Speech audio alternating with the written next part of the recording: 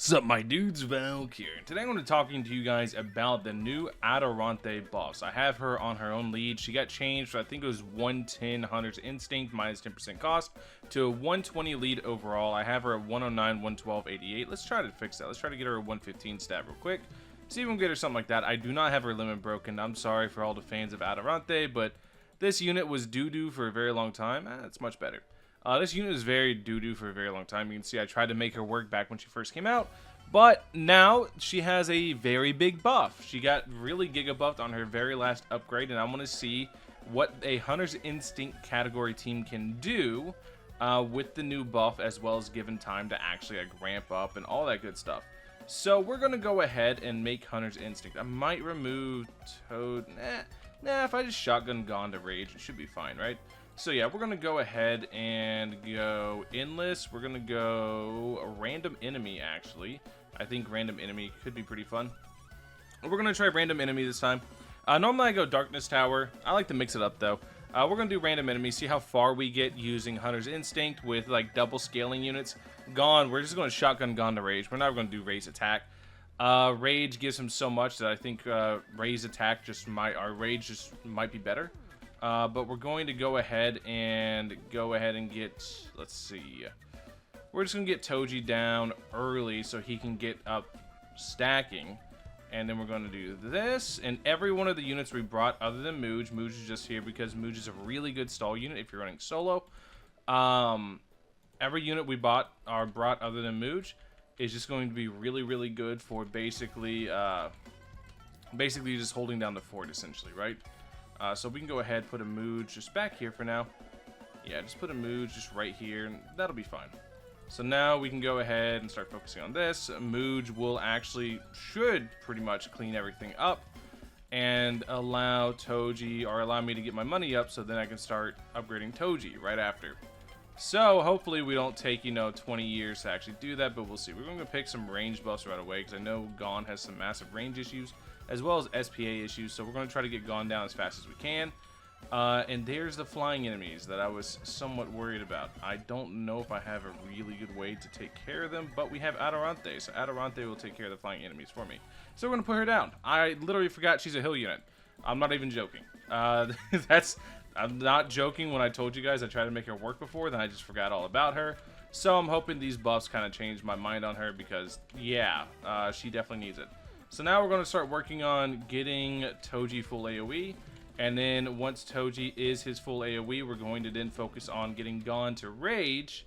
You can see Toji's full AoE now. We're going to put Gone down. We're actually going to put Gone to Stop. That way that Toji can just rack up that Hunter. And we need to get Gone to Rage as fast as possible. Like, that's the whole goal right now. Is get Gone here. Get Gone to his The End move. And then we're going to focus on getting Leader down as well. Yeah, there we go. And now Gone has Rage, so we can ignore Gone for now. And now we're going to go ahead and get Leader down. The reason we're just shotgunning to Rage is because Gone is going to build up attack every single wave with Rage and not need us to do anything. That's kind of the big thing, is he does, like, that way we can allow Toji to actually scale up using Hunter, and we could just not do anything while we're at it. So now we're going to go ahead and finish up Toji. It's very important that we get Toji maxed out first, and any unit we put down after, which we're probably not going to put anybody down. Any unit, well, actually, probably better to do this first. That way he gets the better attack raise.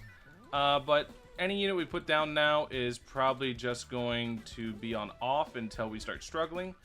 And once we start struggling, we're going to let Toji really take over from there. So now we're just chilling.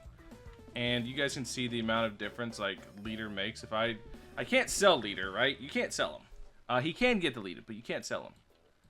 But it is pretty funny the amount of difference he makes. Like, you saw it drop to, like, 1.4 mil, I think. He basically doubles a lot of attack stats. It's really crazy.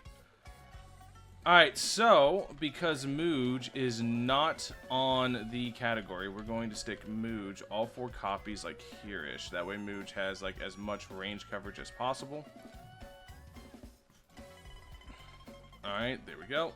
And we're going to make sure that Mooj is on Stop for now. Tactless range. We want to make sure Toji can soak up as much XP as humanly possible while we get the funny cat maxed out. So around, like, I'm assuming, like, wave 80 or so, we'll probably turn the Mooges on. I just need to not forget that I have Mooge doing that, basically. You guys can see the amount of attack, like, Gon gets every wave. It adds up very, very quickly. So Gon's full AoE is... Toji is not full AoE. So one more range upgrade, and he should be good, right? One more. One more range upgrade after this, and then we can go full straight attack. We can full send the attack afterwards, which is kind of ideal. You guys can tell, we haven't used Atarante at all yet. Atarante is kind of just for the 120 lead, which if we're using Atarante just as a lead right now, then yeah, there's better options. But I do want to see how good Atarante performs whenever we finally get to a point where we need her to perform.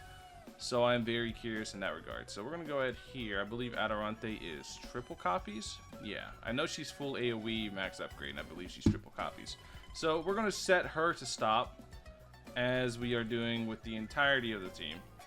Set this to stop, and then set this to stop. And we're just going to see exactly how high she can get up to. 2.97 mil, we activate this. 4 mil, 10 SPA. So she's doing like, what, 400k DPS on a 157 AoE with poison. Let's do this, and let's make her full AoE now. Yeah, that's pretty good.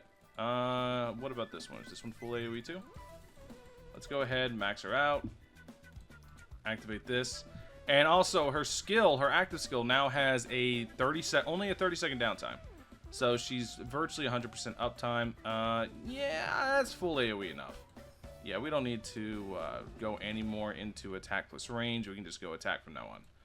So you can see Gon is scaling up tremendously while being on full stop because of rage. Like, you don't really need to do raise attack. Raise attack does help, but realistically, rage is strong enough to where it's literally beating out Hunter. So we're going to be able to have the best of both worlds here whenever we get to, like, about, like I said, wave 70 or so, we'll start turning everybody on. Because I think that's whenever really whenever they start surviving is what we're going to be looking for. So you can see they're only at 4.24 million attack stats right now. Like I said, Toji's still doing the vast majority of the work. But he has basically, like, Gon, everybody's going to see the big number on Gon and not realize he's only doing like 1 mil DPS. Whereas Toji is doing like I want to say, like, what is this, 1.15 mil to 1.2 mil DPS. And now it's even higher, while Gon is just now breaking 1 mil DPS. Meanwhile, she's doing 480k times 3, so about, like, what, 1.34 million DPS. So even Atarante is going to out DPS Gon at this point, at wave 50. That's kind of funny, and also kind of sad, but mostly funny. So, I know I didn't use Gon's raise attack, but yeah, you guys get the idea. So, yeah, now we're just kind of chilling out. I think I can go ahead and start letting them attack now. I think, actually, no, I think I want to let the Mooges attack, because the Mooges aren't going to really kill anything. They're just going to keep stuff kind of stun-locked to buy Toji time to do his damage. So this should be good for us. Like, the Mooges will definitely do a lot of damage. Don't get it twisted, right? But they're also going to just lock up the enemy so Toji can get his XP up. Like, you can see that XP just skyrocket. Because, like I said, Mooge is going to lock up the enemy, let Toji actually get this. So now we can actually make it to about wave 70 before we have to turn Gon on. At least I think so. And potentially have to turn on Atarante as well. So, yeah, we're kind of big chilling here. They have 12 mil HP, which is enough to survive a single Toji hit. So we still don't want to turn on Atarante, because Atarante will probably contribute to killing them really, really well.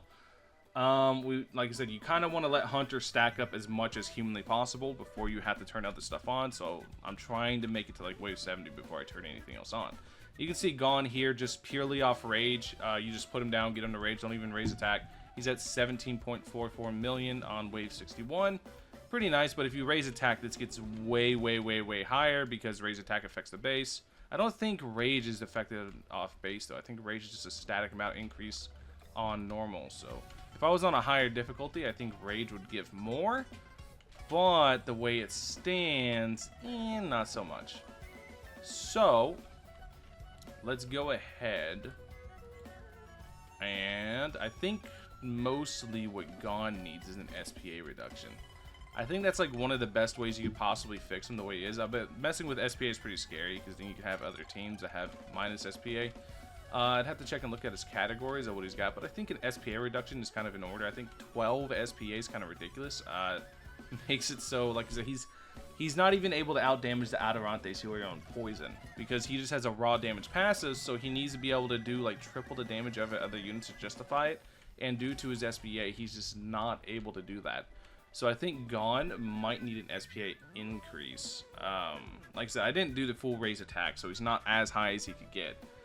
But at the same time, right, his SPA is so high, he might even, like, early on, I'm gonna be real, Rage actually might outvalue Raise attack, because his SPA is so high, he might not be able to get enough attacks off to actually justify using the Rage attack.